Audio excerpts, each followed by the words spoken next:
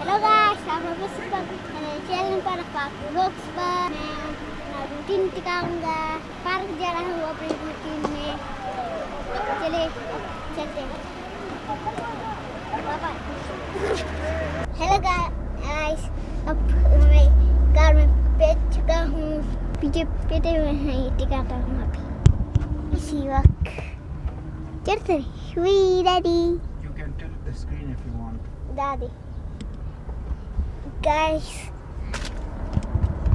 मान के साथ पेट हुआ है जो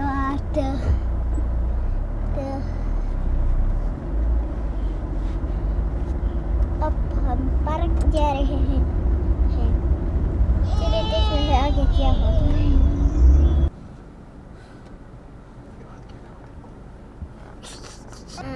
मैं बोलना चाहता हूँ पार्क में हम आ गए हैं। अब बस मोबाइल को मोबाइल चार्ज होगा, हम फिर चलेंगे अपनी जगह पर।